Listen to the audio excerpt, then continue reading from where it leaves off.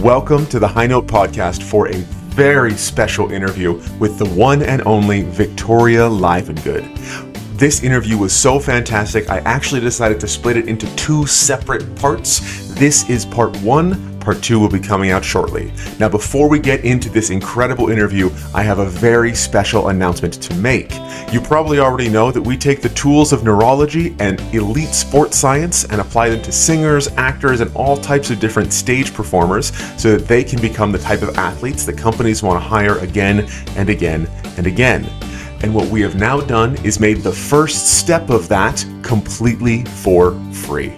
Take a look in the description or the show notes to find the mind-body connection assessment so you can find out where your weak links might be and where you're going to get the best results when it comes to your practice time. If you've been wondering how do you improve your mind-body connection so that you can really start getting better at all of the necessary parts of a singing career that aren't just singing, take that assessment and enjoy your results. And without any further ado, Victoria Livengood. Welcome to the High Note Podcast. I am Ted Zimnicki, founder of High Note Performance and HNPacademy.com, where we bring the tools perfected by sports science and neurology to vocal artists to turn singers into the world-class athletes that companies want to hire again and again and again. Today, I could not be more excited to welcome possibly the most famous and well-renowned singer I have ever spoken to. She has rubbed elbows with all of the great singers, conductors, and stage directors the opera world has ever known since she won the Met Council auditions in 1985 and even made her premiere a year before that in 1984. This amazing longevity has resulted in over 100 different roles performed, and she has sung the role of Carmen alone more than 250 times on the biggest stages all over the world. I am humbled and grateful to welcome the one and only Miss Victoria Livengood. How did I do that time? Thank you so much, Ted. That was great. That was great. You just got to remember I'm alive and I'm good. Well, you certainly are, and everything I mentioned is genuine. I could not be more grateful that you have decided to spend a little bit of your extremely busy, valuable time on the podcast here with us. And for anyone who might not know, for any strangers listening, Victoria, what do you do? What do I do? You know what? My dentist asked me that this morning. And I promise you the answer is not what he might have expected. What don't I do is actually more the answer these days, but I am the Dixie Diva. I think I was born a diva, but I am a professional international opera singer, and now I am a private voice teacher. And so I kind of have two careers going now side by side, which keeps me the busiest I've ever been in my life, and that is saying something. Because you have been busy a long time. Yes, I have. I hate to say it, but this year is the 40th year since I made my professional debut in opera. They count it as your debut when they finally pay you to sing. And for me, I was still a student at the Boston Conservatory, and I got a contract to spend the summer at the Ashlawn Opera Festival in Charlottesville, Virginia, not far from where I'm from here in North Carolina. And that was my debut. They gave me my first check, and the rest is history. So this is my 40th anniversary as a professional opera singer. Hard to believe. Amazing, amazing. And you're still going strong. You still have performances on your schedule. I do have performances on my schedule. I will say I'm much more particular these days. You know, back in the day when you start, you'll go anywhere. As my dad used to say, you'll sing at the drop of a hat and you'll bring your own hat. So, yeah, I carried my hat everywhere I went and would sing anywhere and everywhere and enjoyed that ride so much. But now, as I'm actually talking to Medicare people and ARP and Social Security, and I'm realizing my 65th birthday is in August, now I'm trying to balance the scales a little better, have more quality home life, family life that I've missed out on for 4 decades. And I'm also paying it forward with an incredible voice studio that is now my newest passion. I could not be more inspired by it. And so now I'm trying to travel less, still travel, but be very particular and choosy about what projects I take on. Yeah. And can we talk a little bit about this upcoming project that you have at the end of April? Yes, I'd love to. I'm actually doing something that is it is a one-woman show. It's something I've done in the past quite a lot and mixed it in with my opera and concert work. But now I'm kind of enjoying going to various places and taking my show on the road a bit. And we're calling it Mezzo on the Move. And it's been titled many different things over the years and it's evolved. But it's really my life story, which we'll be, I'm sure, talking a little bit about today. So you'll hear Absolutely. some of the stories. And I combine that with incredible photos and videos and memories as I talk through all the big events in my career and life. I show those things. And then I also sing the hit tunes and the pieces of music that have made the biggest difference in my life and career. And it's funny because the stories are funny and crazy. It's emotional. It's everything that I think I am, and I just hope people have a great time. This will be a part of the Marvin concert series in Tyler, Texas, and that's April 28th. So anybody in the vicinity of the great state of Texas, come check it out. I promise you'll have a good time. April 28th in Tyler, Texas. And there will be a Yes, link to it in the description down below, to the left, whatever platform you're listening on, wherever they decide to fabulous. put it. Uh, Great. Thank you. so you made reference to this amazing life story. I would love to talk about that a little bit, about where you started and where you ended up and all the fun stuff in between. All right. How much time do we have? That's up to you. I've got all day. I have a gift for Gab if you couldn't tell already. It's quite a story. I think it's extremely serendipitous and it's the force of destiny kind of story. It's Cinderella, all those things you want to say. It was that because I grew up in North Carolina on what most people would consider to be a cow farm. So, a little farm out in the country in the sticks of Thomasville, North Carolina. I went to the country high school and grammar school, not the city schools. But the thing is, my parents had never seen an opera, been to an opera, any of that. But they were both singers. They both were gifted, talented musicians and singers, as was most of my family. Mm. So I was the firstborn, and undoubtedly, my mom says I was singing right out of the womb.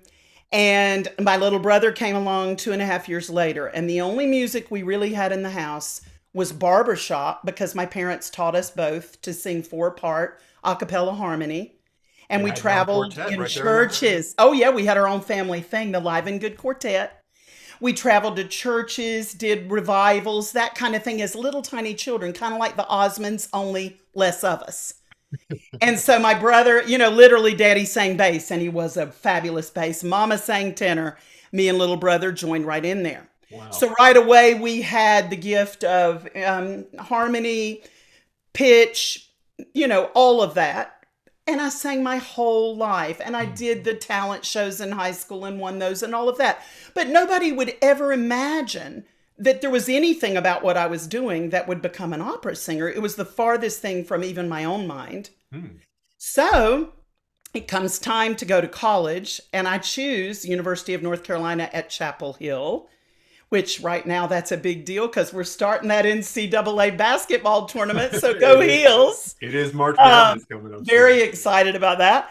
And so anyway, I chose Chapel Hill and UNC not because of music, but because of the basketball program and my Mm. passion for their sports. And I love how I look in Carolina blue, whatever you want to say. That is why I chose Carolina. So I went down there for freshman orientation, had an academic small scholarship. And I go to the freshman advisor and he says, "You're missing one credit. Here are some things you could do for 1 hour." And I see on there the Carolina Choir. Now, back then, I talked like this. And I said, "Oh my goodness, I sang real good. I'd like to sing for that choir for my hour." That's the truth, honest to goodness. So he said, "Well, go over to Hill Hall and audition." Well, of course, I went over there thinking, well, I'll just sing something that I know. And I go in the building and I hear all these foreign songs. I'm Mm. walking in there and everybody's singing in German and French and Italian. And I'm thinking, what is this? What am I auditioning for? But I go into the room and I sing "The Hills Are Alive" from The Sound of Music. in a little, small, what most would say was a light soprano voice. Heaven forbid. And the man that auditioned me looked up at me really strangely. His name was Robert Porco. He's been an incredible musician with the Cleveland Orchestra and Chorus, Cincinnati May Festival. He went on to do great things, but he heard something. He was the first. And he said, I'm going to vocalize you. And I'm like, what do you mean? And he took me all the way down to like a low C. And he goes, come with me. You need to come with me over to the other building. And we need to sing this song again for the voice faculty. I had gone to Chapel Hill with the aspirations of being a lawyer. A lawyer, okay. A lawyer for sure, because I thought, oh, it's dramatic. You get to have the gift of gab is one of your gifts. You get to dress up. You get to win. So I'm like, oh, perfect. I'm going to be a lawyer. So when I go over to Hill Hall and I sing the song again for the voice faculty lined up in a row at a table, very scary, they offer me a scholarship in vocal performance. Wow. I still don't know what it is. I don't know what it is. I'm like, sure, okay, that sounds interesting. I don't know what is going on, right? But I go back to the dorm and I call home while mom and dad are having their 5:30 supper. Mm-hmm. And I said, Daddy, it's Vickie Ann. I ain't going to be no lawyer. I'm going to be a singer. And the phone went thud. Oh, no. So, I mean, because my dad truly did, anyone who ever had the blessing of hearing him sing on Man River, my dad truly had a spectacular God-given gift and was offered a contract to record with RCA Victor and turned it down. Why? To have me. Oh, wow. And so talk about a full circle. It's all over the place in my story, these incredible full circle moments. So my dad thought I'd lost my mind because he chose not to earn a living singing. Mm-hmm. And he was a far better singer than I was. Mm. So history changes here when I go in for the first voice lesson. Now I had had piano lessons, dance. I was a cheerleader. I sang all the time at church, solos, all that stuff, but no voice lessons anywhere. I go in for the first voice lesson, and this larger-than-life woman named Joyce Peck started to teach me how to breathe and how to support, and out came an alien, really. It felt like an alien. It like quadrupled in size instantly, like it had been fertilized. And she looked up at me and said, oh my goodness, you're a mezzo-soprano. And so I stayed 3 months of lessons. Guess what the first full circle aria was that she gave me to sing? It was the Lullaby from the Consul by Menotti, which I just sang this past July again in LA. So I went home to my parents' recreation room with a piano against the wall out of tune. Sat down, played the lullaby, and sang it with them behind me. 3 months after I started college at Carolina, I turned around, they're sobbing, and Daddy's reaching in his pocket for the checkbook. Wow. And they said, please forgive us, we had no idea. And I said, there's nothing to forgive. I had no idea either. I don't even know what this still means. I just know that there's some kind of a strange voice inside of me that I didn't know I had. There's been an alien in here the whole time. It is. Suddenly, I can't tell you how crazy that was to have a voice this big, quadruple in color and size and the whole deal. And it was natural, not manufactured. Yeah. So anyway, I still thought I'll just be I'll be a singer and I'll be a choir director and I'll sing around town. But they brought me over to Charlotte, Opera Carolina, where I've sung many times since. And I saw La Boheme. Mm-hmm. It's kind of like that Julia Roberts moment in Pretty Woman, or Cher in Moonstruck, favorite movies of mine for those moments because I lived that. Mm-hmm. And listening to that opera, I sat there, I felt like I was struck by a lightning bolt. I thought to myself, everything I love to do and am passionate about is in this art form.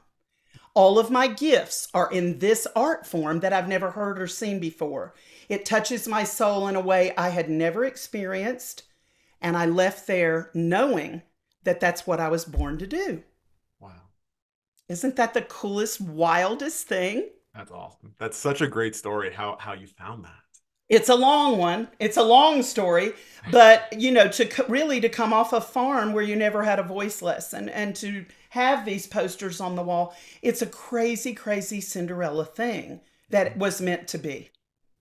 Yeah, and just the fact that you went from that small soprano-ish voice, and then in only 3 months, like Yes. that's a Oh, blink of an eye as far as opera is concerned. I'll be honest. I would say I went to that sound in 3 minutes. 3 minutes. I'm So going it to was say always that there. It I've just seen took. it happen in this studio too. Yeah. When someone has no idea how to support their sound and I teach them the precise way to support the voice in a healthy, free manner, Hmm. I have had those experiences in here and I get covered with chills and I get emotional because it takes me right back to that audition and to that first voice lesson. And I will be so grateful forever for those people that played such an important part in that discovery with me. And for my parents not thinking I'd lost my mind. They thought that for 3 months. They changed their mind very quickly. That's an awfully quick turnaround time for parents to change their mind, in my experience at least. Yes. But Yes, and for the money and for all of yeah. that. You need whatever you need, we've got you. I think my dad felt at that moment that this was what he would have loved to have done. And Mm. he felt this is his purpose as well to support my journey. Don't parents do that in general? And my dad, being this gifted singer that didn't travel the world, he was local, very well known here and in churches and at barbershop, international barbershop quartet bass. Yeah. So he had notoriety, but local. And he always wanted to share that in a bigger realm and did not have the opportunity. Mm. So Wow. I love that too, right? It's Yeah. interesting. Yeah. So you got into UNC Chapel Hill. You Mhm. were there for 4 years, right? You Yes. graduated with your bachelor's there? Yes, bachelor from UNC. Yeah, and then did you go right to Boston after that, or was there some time in I between? did. No, I did. But that's another serendipitous moment. I should write a book or a movie or a sequel to the movie Serendipity. It sounds like you may have already written an opera about it. Um, I tried to get them to do it. I tried to get all the composers that I worked with to write me an opera. I really did. I wanted to be Scarlett O'Hara in my own story, Yeah. right?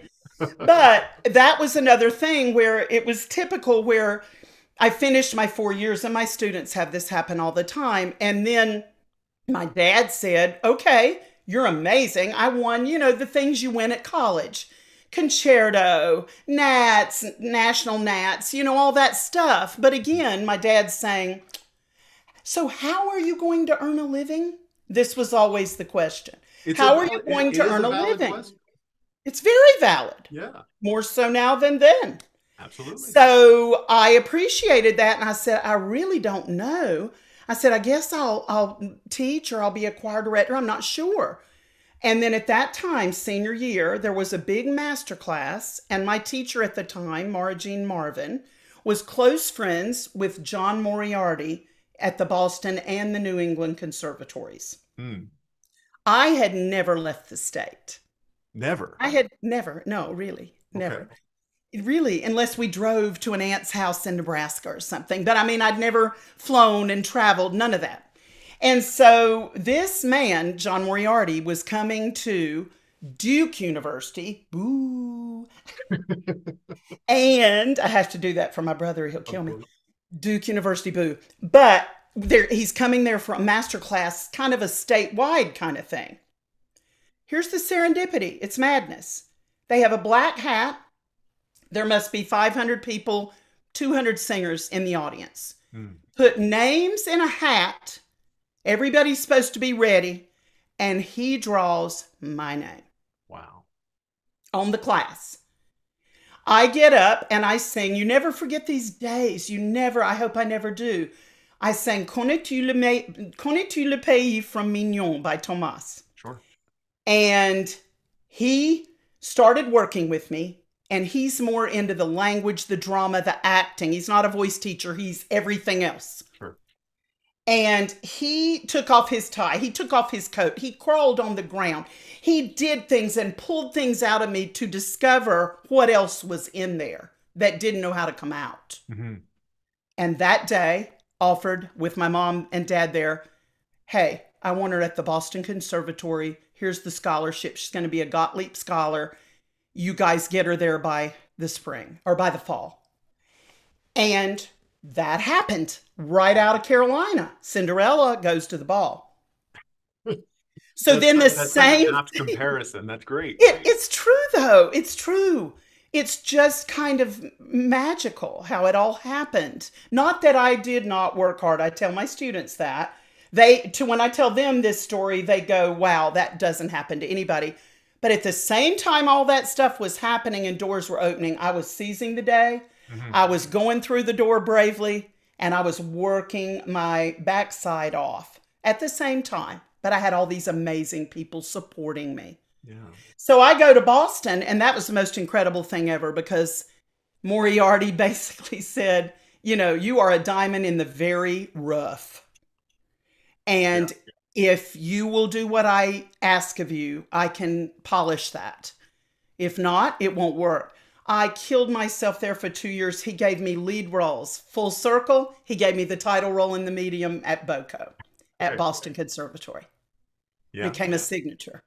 Yeah, I mean, you've done a lot of Menotti over the course of your career, and I'm sure we'll talk about that more. I don't want to. Well, that's a whole nother thing. Now, but I might cry because it's so important in my life and in my career. But wow, and I didn't know at the moment how important that would be in my career. How the medium and the role, and I just did it at the end of COVID again. It's gone all through the 4 decades as a special moment for me. So. He gave me the medium. He also gave me Dorabella opposite the late, great, amazing Lorraine Hunt Lieberson as my Fiordiligi. Lorraine was a soprano then, and we blended like sisters, and he gave us that opportunity. He taught me the languages. He taught me audition techniques, how to get the job, how to win the competition, how to stand out in a crowd. All of it. He took all the things I had from birth and just honed them. All of the things that are not singing, but are so important in climbing the ladder in this career, right? They're imperative, and they're more imperative now than before, I'm sorry to say. It has become way more about that packaging, way more. In the balance of the scales, where I think when I started out, yes, they loved the charisma. Yes. But it was more about the voice, more about the potential, more about the talent than the product at that time, which is why Moriarty said, let's get you into the Met auditions. This would have been my first competition of any kind other than Nats or, at school. This whole thing is really the best part and the most amazing part of my whole life and career. This whole time, this would have been the first big competition. He said, we're going to try the first level, the district. It's the Metropolitan Opera, Vickie, so probably not a chance you're going to win. And he said that. But he said, just go out there and give them Livengood pizzazz and have a blast. Go out for the experience, just so that you can do it again the next year, and then see what. And the next, and the next, and the next. Because at this point, at that time, I'm 24. Okay.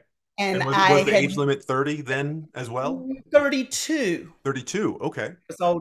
So you had several one that were 32. So going in, I'm trying to just sort of put myself in your headspace there. You're thinking, oh, I'm going to go and do this for the experience. I've got plenty of time to actually win it in following years. Almost a decade I had, to get it right.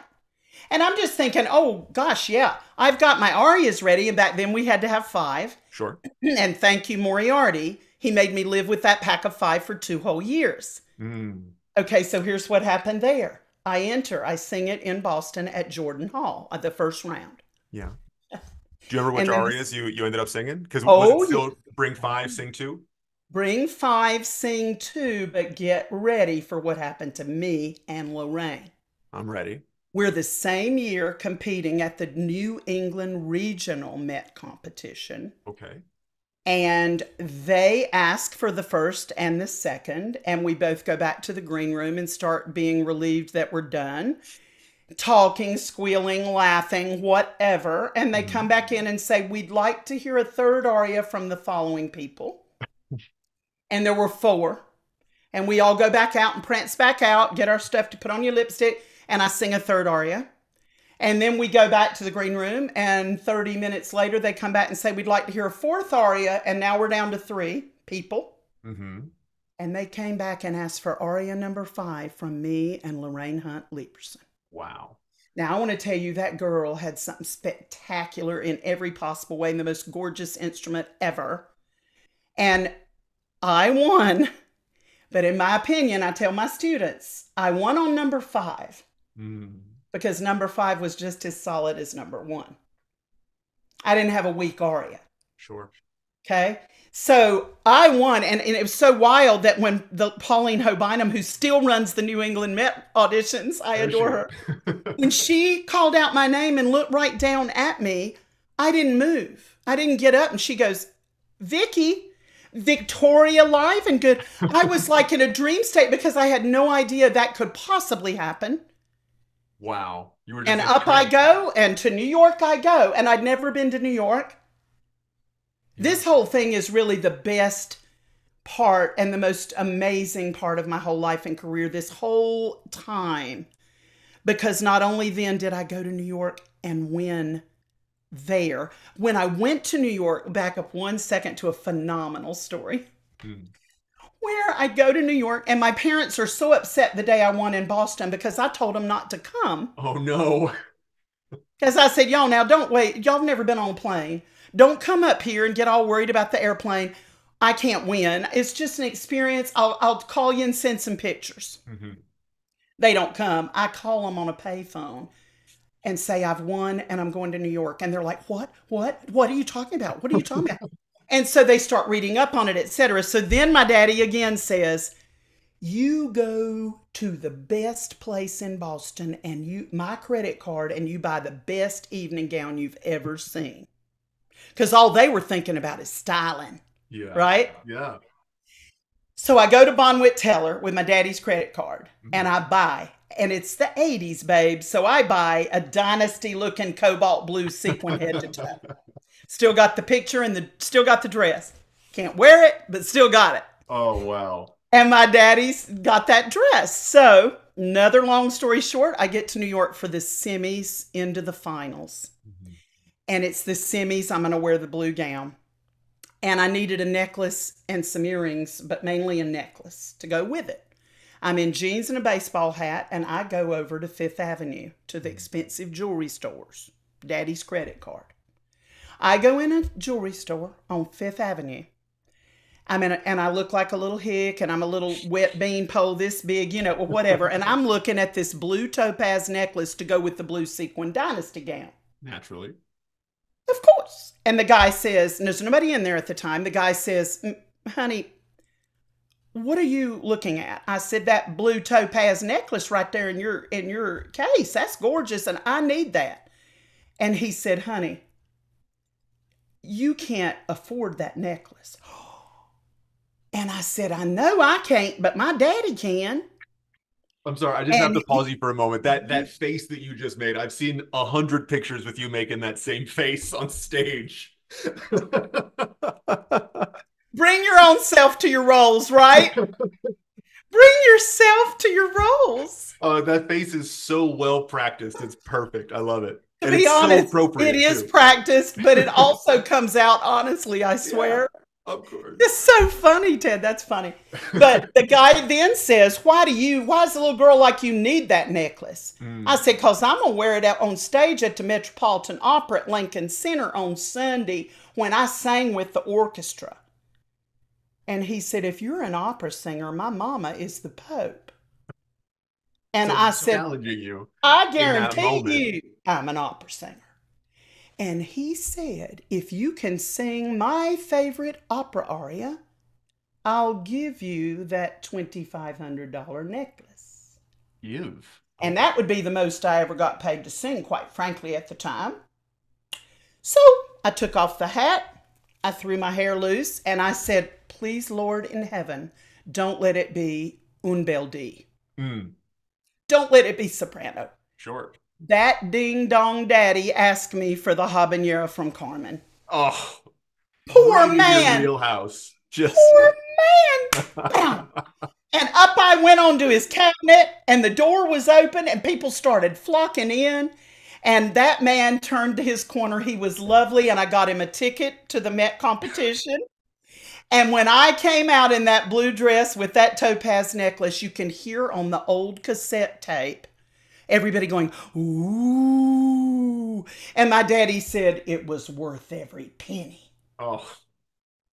It's absolute truth. You can't make it up, right? I've got photos to prove it. That is amazing. Oh man. And you I brought love it. receipts. You got the photos too. I've got the photos, and honey, they're even some of them are in color. You can see the blue. It's the color you're wearing, actually, and it Is it? stood out in a crowd. I was the only one in the blue. Hmm. Yeah, and my dad and mom, they had never been on a plane. They had never been to New York. They had never been to the Met. They had never heard an orchestra like that. And their kid up there in this blue sequin gown singing, it must have been the most out of body experience for them.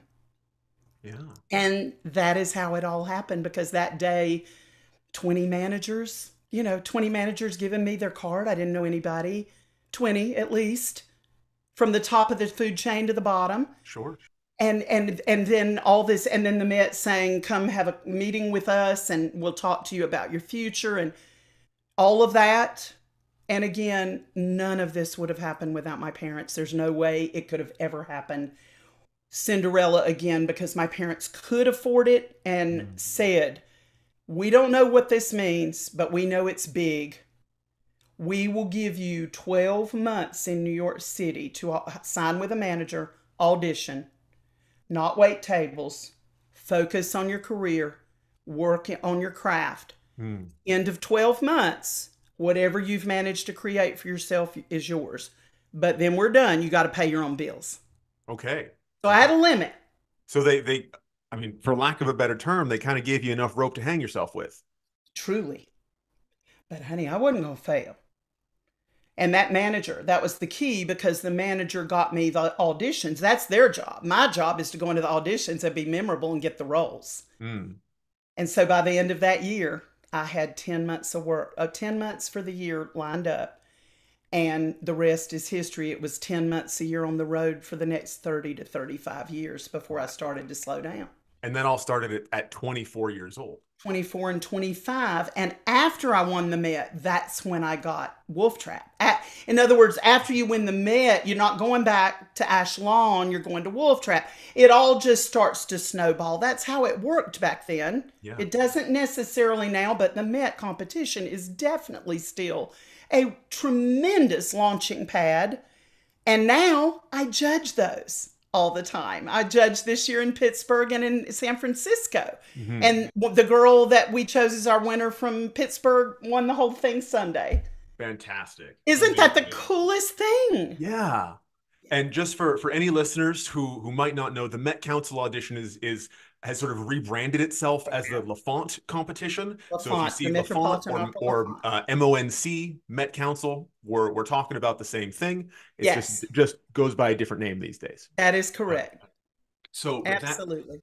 that is just an amazing story, one serendipitous thing after another. And you brought up Pretty Woman earlier. You literally had the jewelry store moment in I Pretty did. Woman.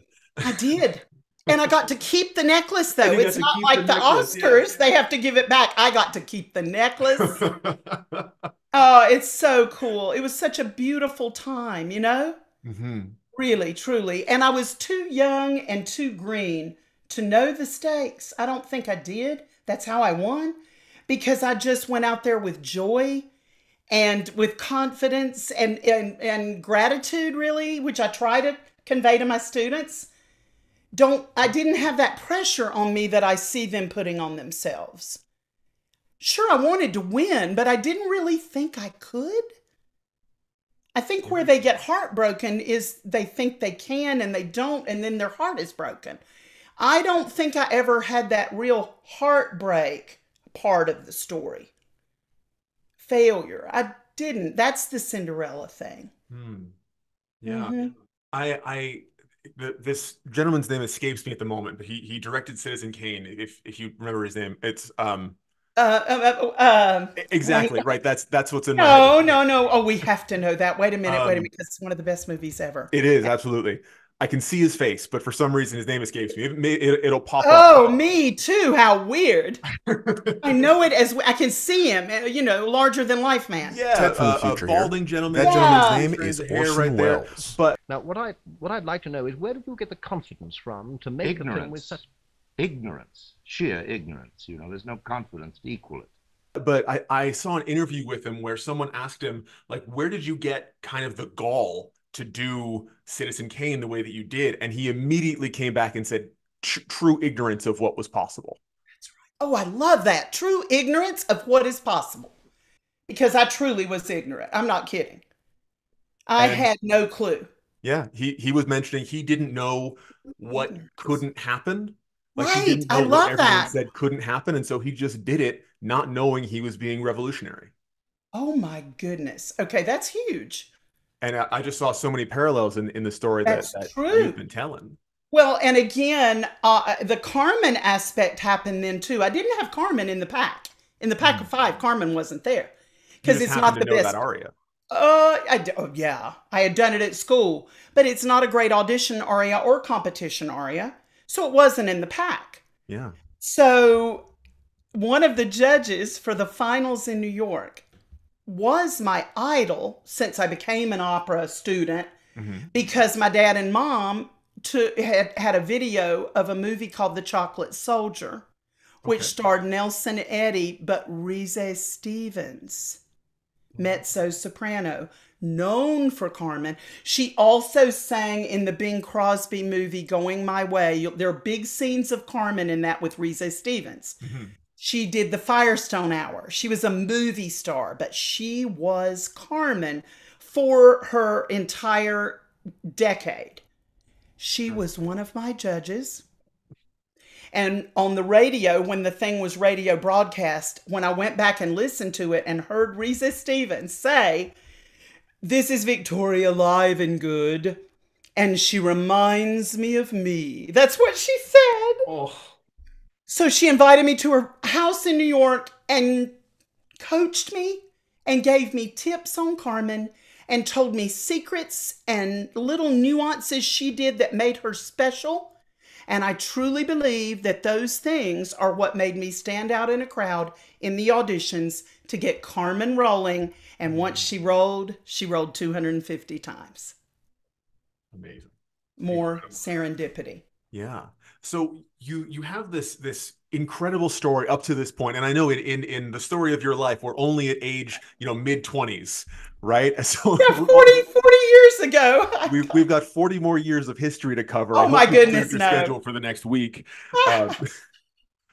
But Yeah. there's so much serendipity that's going on, and you of course worked super hard to get there. Just going from not knowing what Italian and German was when you heard it to being able to have a 5 aria package that you were incredibly strong on in all 5 different sections, having the endurance to sing all 5 of those in one day at 24 years old, which is like, that doesn't happen by accident. You clearly put in yeoman's work to get it done. Truth. But Athletic knowing that work. and the opportunities that you had, what kind of role do you think luck had in the person that you turned out to be? Oh, wow, that's a good question. Well, that's a good question. How do I say this? I don't know that I necessarily am a big believer in luck.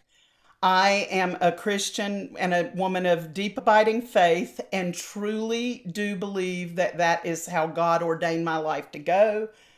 But a lot of people have gifts and destinies that I don't think they ever find because it takes a lot of other things. You have to do your part. But again, the timing of my story is all so detailed to the minute detail. I personally, in my own walk, feel that that was ordained by God. I can't imagine that rolling dice or luck could have really come into it. But I do believe that timing was spectacular. Sure. Boom, boom, boom. There was never a lull. There was never a minute without the next door opening in front of me if I was brave enough to go through it. I'm so glad you added that tag on the end. If you were brave enough to go through it. Brave enough. Bravery. Yeah. Big So bravery. let's talk about that a little bit. So let's go the other way actually with bravery, because I believe that courage is acting whether you feel scared or not, right? Truth. So this might jump around a little bit in the span of your career, but what are some moments when you feel like you really show bravery? Some of those moments where you had to be courageous. Oh, nobody's ever asked me that question that way. I love it. Actually, it's a very, very smart question. I love getting, First time for everything. I love getting new, inspirational questions how many interviews in 40 years, but I love that. It makes me think, makes me ponder. But I'll be honest with you, Ted, I think every time you walk out on stage takes bravery. I was never a fearful performer, thank heavens, because I think those artists are tortured actually, where I had joy and gratitude and loved the opportunities and was confident and brave. I was brave. I was brave as a child, maybe too brave.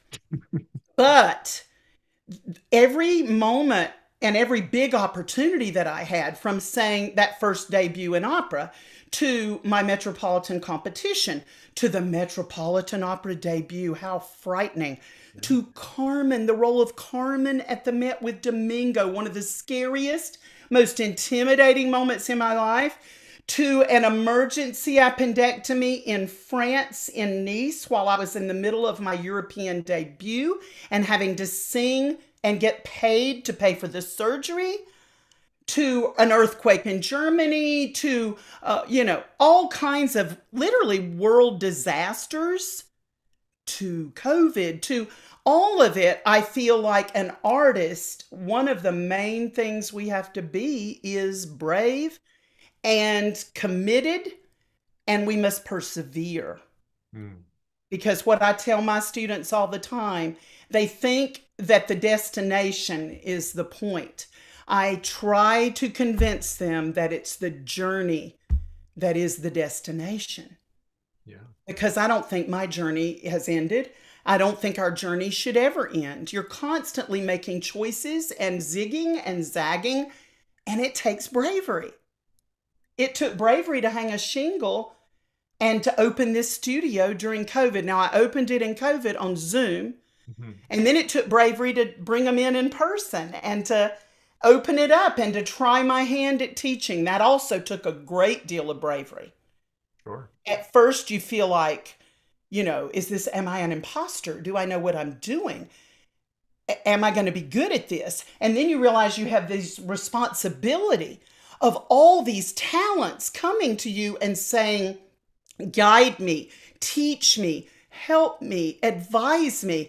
That's a much bigger responsibility to me than anything I did in my own singing career or going to Tyler next month to sing my own one-woman show. I'm in control of that, I think. And I just have to pause you for just 1 second, because you mentioned something that I want to point out to anyone listening. You opened your studio during COVID, so within the last 3 or 4 years. I'm gonna like 2020. You opened it in 2020, so right. Yes, yeah. I left the job. We got sent home from Palm Beach Opera doing Eugene Onegin. We were already unpacked and bought groceries. Okay, so and here you go. So you opened your voice studio to start teaching on some kind of scale for maybe the first time in your career? Yes, overall, yes. I had started dabbling at master classes, certainly, earlier. And I was good at that and loved it. And people liked it because, gift of gab again. Yeah. And passion. I'm passionate. Absolutely. So everybody loved the master classes. And I found that on master classes, anything I said to students was proving to be helpful. So then, slowly, one student asked, could you possibly give me a consultation? And then I did. And then that one girl became a student. This is now, we're on our 11th going into 12 years. Wow. And I only, because I was still on the road 10 months, how are you going to teach Yeah. and do all that? But when I was in New York, I developed a small New York kind of studio, and just small, a few that I really enjoyed working with. And then I started going to festivals, summer festivals like the Poconos and Amalfi Coast and Bogota, Colombia. Hmm. And that's where I started learning about fabulous, talented singers all over the world, really. So then I started to really love it, but I didn't have time to do it. Not really. But I had been practicing at being a teacher. I had been reading, I had been thinking, I had been learning more about repertoire in the Fox that I am not in. Sure. Sopranos out the yin yang, right? You got more sopranos than anything else. You better learn about that. Two books of the anthology, right? Yeah. So Yeah. I was preparing, I think, for it. And then COVID happened. I lost 5 of my favorite upcoming contracts that I could have imagined, bucket list roles, gone. Mm. And I thought, I can't sit in this house and do nothing. So I started the Zoom business in a small chair with my laptop on a box, no, maybe a tiny ring light, whatever. It is now 2 32-inch monitors with lights, speakers, microphones, toys, tools. And now I Zoom people all the way to China and Korea. Amazing. My in-person studio, I have people from all over this country, but there are some from out of the country that fly here for Miss Vickie's boot camps. Amazing. So what you mentioned that was so interesting to me is that even with your, I'm going to get the specific numbers wrong, but I'll try to get in the right order of magnitude here. Your roughly 35 years up to that point of incredible opera career, you were singing all over the world. Like you have pictures on your website with literally every opera star I can think of. Yeah. Truly, like if for anyone listening, if you haven't checked out Victoria Livengood's website, it's victorialivengood.com, right? That's right. It Yes. doesn't matter. There'll be a link to it as well. Check out the photo gallery. It is mind-blowing. I mentioned before I've we been very started. fortunate. I mentioned before we started recording that my jaw was literally on the ground as I was looking through that. Even with all of that experience and all of that positive reinforcement from teaching in master classes, you were still faced with imposter syndrome when it came to putting that shingle on your door. Yes, because I think most teachers would probably say that. Obviously, you don't sing for that long in a healthy way with incredible longevity, with being prolific with over 110 roles now, all over the gamut. Obviously, none of that happens unless you yourself have a good, healthy technique. But I come from it not from one technique as a background, but because of my Cinderella business, I had 3 teachers in Chapel Hill because one kicked me to another, the other went on sabbatical, they wanted me to work with a tenor. I had 3 teachers there. I had 1 teacher in Boston, so that's 4 now. And then when I won the Rosa Poncel competition, they sent me to another teacher at Juilliard. That's now number 5. And then I ended up with the incredible Armand Boyajian in New York, and that was number 6. So again, all those teachers and their languages and their styles dumped into what I call my tossed salad of technique, and then my own technique and what I knew I was doing when I performed all over the world, and how I protected my instrument in a healthy way. I'm known for being really loud, so I started processing, why am I louder than other people? My friends that watch this will die laughing at that. Yeah, I know who you are. I know who you are. But I'm very loud, so I started working on this concept of breath to resonance on my own kind of processing. And I got much more precise in the athleticism of what we do. And now that I've started teaching, I have so many students, it's 100 on the roster. Right now, only about 60 active, and they come and go. And now one of my baritone students was the lead in Dead Man Walking at the Metropolitan Opera for the opening of the season this year. I'm so proud of him. I can't tell you. So that's Ryan McKinney. So with Ryan, for instance, we just have a blast. Like trying things and figuring things and trying on new repertoire. And it's almost, it really is more of a collaboration with an artist at his level. And then I have a 14-year-old prodigy. My youngest is 14 and my oldest is 65 in the studio. And I love working with each one of them in different ways. And I continue to learn every day I'm in this chair. I learn more, I understand more, I analyze more, come up with more crazy ideas to do and try. I'm not teaching anything that hadn't been taught forever in bel canto technique. I just put Miss Vickie's spin on it. And you have your own lens, right? It's different. It's different, but it works. It's a lot of fun things and body stuff. I do a ton of body work. You talked about the athleticism. I'm sure I have a whole toy box here, Pilates rings, and all kinds of stuff. I mean, I'm talking, I've even got a gymnast ribbon. So, I mean, you name it, and I've got it in here. I love visualization. I love watching them discover things. It's just, I'm very passionate and very grateful to have the opportunity to guide these incredibly talented students that I have. It's a joy. It really seems like throughout every stage of your career that we've talked about so far up until today, you've always led with gratitude, or gratitude has been somewhere in your personality, in your mind at every single step, even with all of the hard work you put in. Thank you for noticing, because I do believe that it's the only choice to make.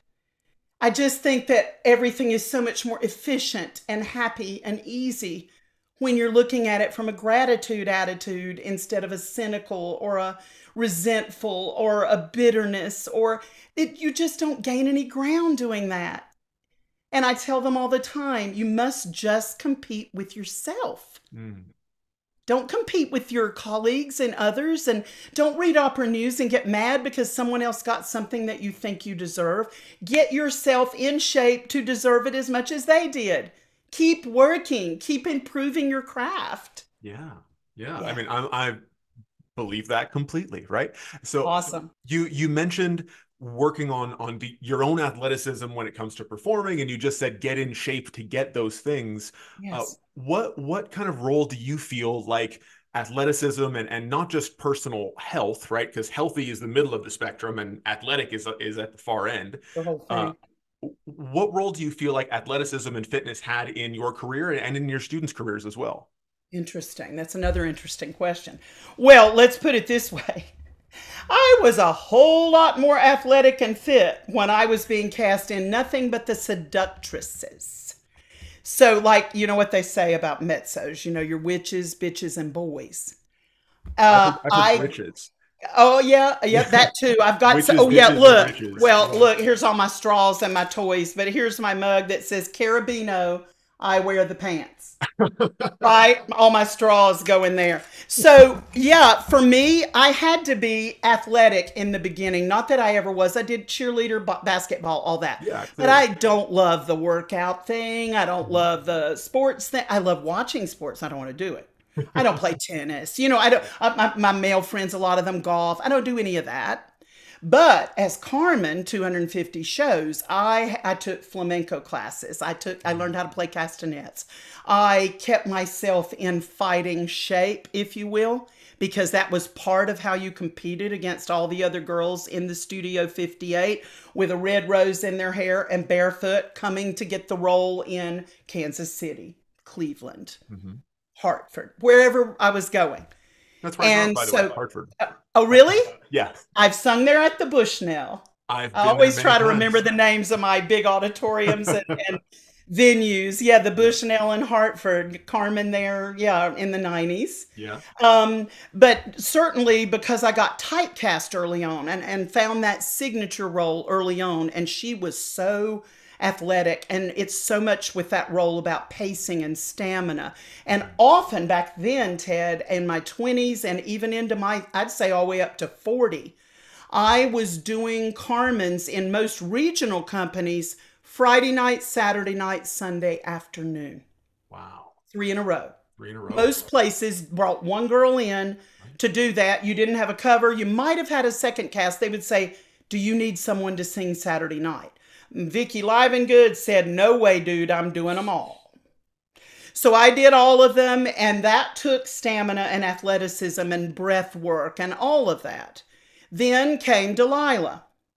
Again, these roles were, and Julieta, and then the roles at the Met came, and literally, I'm sorry, but they called me the house hooker because every role I sang at the Met, Madalena came, and oh my goodness, every possible sleazy role you could find. I did very few pants roles, even though I was a tall mezzo, and I got typecast in those roles. Therefore, I had to watch everything I ate. I had to exercise. I had to stay fit. So when the Met called me in for a meeting, I don't know. Yeah, I was already 45, pushing 50 maybe. And they said, well, Vickie, we think that, seductress ship is going to sail here. And we want to move you into more of the, mamas, nannies, character roles, some Verdi, some Wagner. And so I said, does that mean I can eat? And they said, yeah, we wouldn't mind if you put on 25 pounds. When does that ever happen? It's pretty rare these days. So, honey, I went home and ordered a pizza. Yeah, so finally, but still, now my roles are way less athletic physically now because I am playing a lot of grandmas and, hags, witches, that kind of thing. No role in my repertoire was ever more athletic than the hag Azucena in Il Trovatore Verdi. Really? And that became another signature role in my 40s and up to mid 50. I retired that role basically with Hawaii Opera Theater. It was the best one I ever did, and I want to leave them wanting more. I didn't want it to go downhill. So I said, whew, that's too much work. That's too much work. And when I retired Carmen, it wasn't because I couldn't sing it probably just as well. I couldn't jump on the table and jump off the table with the tambourine as well. Okay. I retired her for that reason, not because it was vocal. I've never retired a role really because it was vocal. I've retired it more for physical limitations. Doing all those Carmens, thank you very much, Carmencita. I have 2 knee replacements and 2 hip replacements. Okay. So that girl wore me out. Yeah. She also built my house. So I like her a lot, but she wore me out. So now I love doing grandmas and getting to sit in a rocker or on a crate or on a bed and sing my thing and take my check. Yeah, for sure. Yeah. So you did, sounds like, prioritize health for a long, long time. You still are to some degree. Yes, absolutely, honey. Talking in here 9 hours a day. Yeah. That's more stamina than I ever had to do at the opera. Forget about it. And it sounds like even when you won the Met contest for the first time, it was your endurance that did it for you. 5 arias. Yep. Yeah. Absolutely endurance. Yeah. And the other stuff, I mean, come on, the hydration and the flights and the travel and the changes in climates and learning how to navigate is the word. All of that, learning your own routines and rituals. Yeah, for me, it was always about taking care of my personal health and, the hydration factor and the breath support factor. Yeah. But my singing and my stamina and everything has improved with the teaching because I'm teaching it 9.5 hours a day. Therefore, I'm reinforming myself all day long. And now that I come into practice for this concert coming up, I'm like, oh, well, that feels really easy. Great. At 64. So I'm like, woo, attitude of gratitude. Yeah. One more piece of the career that has nothing to do with obvious singing, right? Truth. Yes. One more thing that doesn't require practice room time that you can still spend your hours getting your chances better at getting that next role. I agree with you 100% about that. I tell my students all the time, think more and sing less. And that sounds strange, but they just go into the room and just holler and it doesn't get better. And they're not processing and thinking and learning and understanding. And I tell them, if you'll take this many steps back, I promise you will take this many more forward. The difference. I believe that's attitude of an athlete, isn't it? I mean, that's Absolutely. the way they work. Absolutely. I was just going to mention it's the difference between just doing that rote practice, just like playing your scale over and over and over again. If you're a baseball player, it's receiving the ground ball over and over again, versus actually moving with intent and being very specific with what you do. And In athletics, it's called mindful practice versus rote practice. When you're Right, mindful right. about it, that's the only time you're actually improving. And especially for a voice, I mean, I think that's a little different than Michael Jordan standing and shooting 200 free throws, because literally our instrument is our body. It's contained within us. It is not even a piano or a bow that is an extension of us. It is within us. So if we don't sleep, if we don't hydrate, if we don't speak with technique when you're talking 10 hours a day, we're going to get wear and tear on those little tiny gristles in the throat. And those little tiny things are what pay my bills. So I'm going to take care of it. That's all for part 1 of our interview with Victoria Livengood. Make sure you stick around for part 2, which should be coming out next week. Now, before you leave, make sure to do all the social media stuff. Like, comment, share, subscribe on all the links down below. It really is the best way to get the word out about the show, and for every new listener that you bring in, the stage performance world gets a little bit better. See you next week.